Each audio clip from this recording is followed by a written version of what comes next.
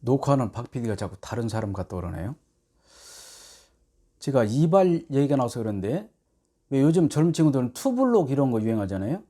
저 예전에 시내 다니는데 그 투블록 하고 다니는 애들이 두 명이 걸어가는데 저는 그때 무슨 생각했냐면 얼마나 바빴으면 머리를 깎다 말고 나왔나 그런 생각을 했습니다. 진짜입니다. 참 이상했는데 확실히 젊은 사람 문화는 조금 지나면 좀 나이 든 사람 이해하는 것 같아요. 바지 같은 거 청바지에 찢어 입고 다니잖아요. 그럼 처음에 이상한데 또 제가 보면 또 시간 지나 보면 그 이뻐 보이더라고요. 뭐 그렇다고 해서 제가 바지를 찢어 입고 다니면 안 되겠죠? 다르겠죠. 왜 그랬습니까? 여러분들이 제가 청바지 입고 찢어 입고 다녀봐요. 뭐라고 생각하셨습니까? 저 사람 왜 이렇게 없어 보여? 이렇게 생각할 거예요. 그죠? 그러니까 이제 그 문화 차이가 많이 있는 것 같습니다. 자, 지금부터는 이 시간에는 판례를 10개를 보시겠습니다. 판례는 워낙 중요하죠. 그 중에서 시험에 잘 나오는 판례와 나올 만한 판례만 모아놨습니다. 그러니까 여러분들이 이 판례를 이 시간에 일부 공부하시고 나머지는 판례 특강 시간에 또 판례를 보시면 됩니다. 자, 민법은 제가 확실하게 책임집니다. 그러니까 저를 믿으시고 요약서를 믿으시고 강의를 따라오시면 되겠습니다. 자, 판례 1번. 제3자의 기망행위로, 상대방이 아니라 제3자의 기망행위로 신원보증서면에 서명한다는 착각에 빠져서 연대보증서면에 도장을 찍었습니다.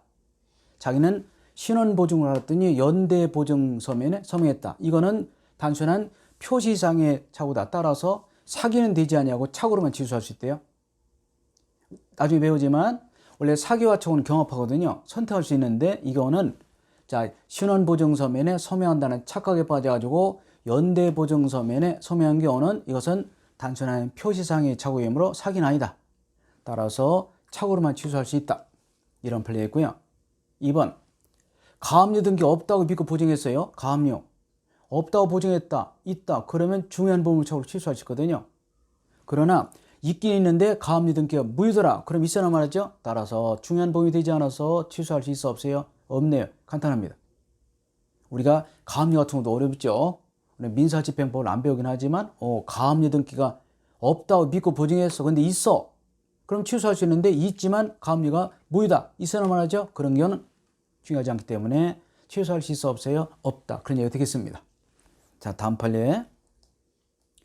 신용보증기금이 신용보증서를 담보로 금융채권 자금을 대출해준 금융기관이 자, 위 대출자금이 모두 상환되지 않았어요.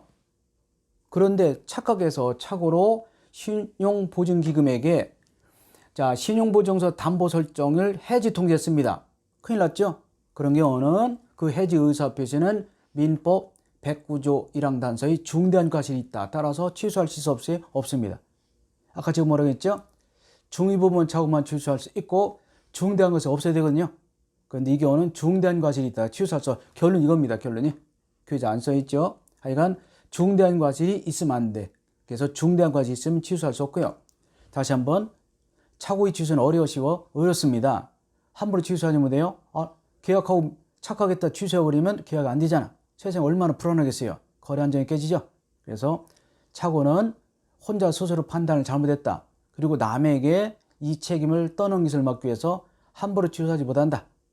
따라서 중의부분 착오가 있고 중요한 것도 자기 혼자 중요한 것이 아니라 나도 중요하고 너도 중요하다. 주관적, 객관적, 표의자, 일반인 모두 중요하고 또 아무리 중요하다 하더라도 중대한 과실이 있으면 취소할 수 있어 없이 없다. 이렇게 되어 있습니다. 그래서 항상 결론이 중대한 과실이 있다. 그러면 취소할 수 없다. 이렇게 결론이 유추된다는 것을 알 수가 있습니다. 이 4번, 5번 판례를 제가 묶어놨죠. 중요합니다. 그리고 쌍둥이 판례 마냥 잘 따라다닙니다. 이 공장 판례와 고려청재 판례죠. 4번, 5번 판례는 누구나 한번 읽어본 판례가 되겠죠. 공부하셨던 분들은 읽어보죠. 공장을 경영하는 자가 그 이제 공장장이나 공장 이사 이런 사람이 공장에 부지가 협소해서 다른 땅을 삽니다. 거기다 공장 지으려고. 근데 보통 시골에서 땅 거래하는 것도 아니고 공장을 지으려고 땅을 산 사람이 그 땅에 공장을 지을 수 있는 여부도 알아보지 않냐고 대뜸 땅부터 샀다. 나중에 알고 봤더니 뭐 근린 상가 지역 등등에서 공장을 지을 수 없더라. 그런 경우는 중대한 과실이기 때문에 그 토지 매매 계약을 취소할 수 있어 없어요? 없습니다. 아셨죠? 그래서 시험용으로는요. 공장 판례 나오면 중대한 과실이 있으므로 취소할 수 없다 이렇게 쓰면 돼요. 자, 그렇게 해놨죠. 공장 판례, 중과실에 해당 취소할 수 없다. 골동품 판례도 중요하죠. 서울 인사동 이런 데서 골동품업을 전문한 사람이 자기가 어느 정도 수수를 믿는 거죠. 감정 능력. 자기의 감정 능력을 과신, 너무 믿은 나머지 자 가짜를 진짜를 믿고 샀습니다. 그런데 좀 더 전문가에게 감정을 물어보지 아니었더라. 그렇다 하더라도 그 자체는 중대한 과실이 있다고 볼 수 없어. 따라서 취소할 수 있어 없어요? 있습니다. 그래서 공장 판례는 취소할 수 없어. 그러나 골동품 판례, 다시 말해서 고려정자 판례는 중대한 과실이 없기 때문에 취소할 수 있다. 정반대죠. 쌍둥이 판례 마냥 따라다니죠.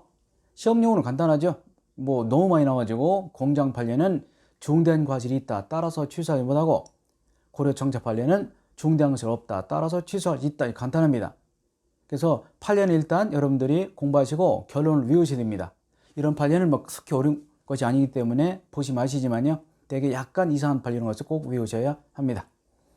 판례를 어거지로 외우지 마시고 자꾸 읽으시면 외워집니다. 그러니까 자 결국 우리가 이해를 해야 암기가 되는 거지만 판례 같은 것은 자꾸 읽게 되면 어느 정도는 문제를 고를 수가 있습니다.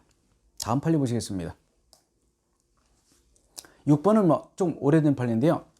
매매 대상 토지 중 2, 30평만 도로를 표현할 것이다. 라고 땅을 샀습니다. 이렇게 중개사 얘기하는 거죠. 매매 대상 토지 중 아마 2, 30평 정도만 도로 들어갈 거야. 그럼 내 생각에 그 정도 들어가면 괜찮을 것 같아요. 도로 옆이 좋은 땅이고 그래서 샀습니다. 이 중개인을 말을 믿고 땅을 샀더니 실제로는요. 전체 면적의 약 30%에 해당하는 197평이 도로 들어갔더라. 그러면 동기이착오를 이유로 취소할 수 있어 없어요? 있습니다. 누가 유발했습니까? 무슨 동기이착오 유발된 누가 중개사 그랬죠? 중개사만. 그래서 이런 경우 많습니다. 변호사가 소송 중에 서류 내지 않아도 좋다고 하고 의사가 복용하라고 하고 이런 거 있죠? 의사가 변호사가 약사가 또는 중개사가 그 전문 자격증 있는 분들의 말은 믿어도 괜찮습니다. 아셨죠? 그러니까 여기도 중개사 그런 말 했기 때문에 나는 믿었죠. 아무래도 일반인은 중개사보다는 법률 지식이 많지 않기 때문에 중개사가 그렇다더라 그럼 그런 줄 알았죠.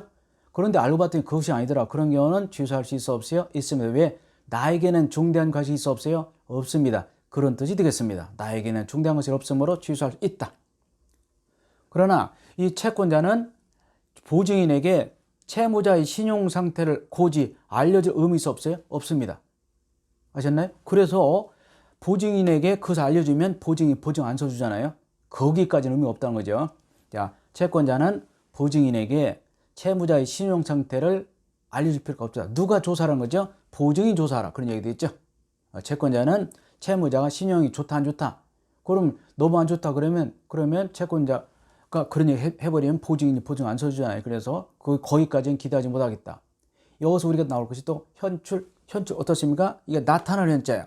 나타나는 현. 그래서 나중에 대리에서 배우죠. 현명일이 나타난다. 그럼 여기 현출 여기 나타났다. 자, 이런 거는 제가 쓰는 말이 아니라 법률 용어이기 때문에 그때야 두어져요. 이게 무슨 소리인가? 이런 뜻입니다. 현충일 현충일이 무슨 뜻입니까? 나라를 위해서 충성을 바치시다 돌아가신 분들이 영원히 오셨다. 그래서 아침 10시에 사이렌 울리고 우리가 묵념하지 않습니까? 이게 나타날 현. 그런 뜻입니다. 그래서 나타나서 나왔다는 뜻이요. 나타날 현 이런 뜻이 되겠고요. 자, 나머지 판례 3개 더 보시도록 하겠습니다. 1번. 만일 착오로 인하여 표의자가 무슨 경제적 불이익을 입은 것이 아니다. 그러면 중요한 부분이 아니기 때문에 취소할 수 있어 없어요? 없습니다. 왜? 경제적 불이익을 입어야 중요하죠. 따라서 금전상 손해가 없다면 취소하지 못한다. 왜? 중요하지 않기 때문에 그렇습니다. 그래서 자, 중의부 착오가 아니다. 취소 불가. 이번 판례는 법률관의 착오 많죠? 양도소득세가 부과될 것인데 그렇지 않도록 믿었다. 이런 것은 중요한 부분의 착오로 볼 수 있습니다. 따라서 취소할 수 있어 없어요? 있겠지. 그래서 중의부분 착오는 취소할 수 있고요. 그런데 3번 많이 나왔죠? 나에게 중대한 과실이 있습니다. 취소하지 못하죠? 그런데 나의 중대한 과실을 상대방이 이용했다. 그런 경우는 취소할 수 있어 없어요? 있습니다. 그러니까 법이 균형을 맞추고 있죠. 원래 중대한 과실이 있는 놈은 취소하지 못해. 그게 맞잖아. 사회통념에, 거래관념에. 그런데 내 쪽에 중대한 과실이 있어서 취소하지 못할 것도 나의 중대한 과실을 상대방이 이용했다 그러면 취소할 수 있어 없어요? 있습니다. 중대한 과실이 있으면 취소하지 못하지만 중대한 과실을 상대가 이용했다 그 경우는 취소할 수 있어 없어요? 있습니다. 굉장히 판례가 많이 나오고 있죠. 자, 이 판례를 지금까지 10개를 봤는데 이 10개 판례를 자꾸 읽으셔서 내 것을 만드시기 바랍니다.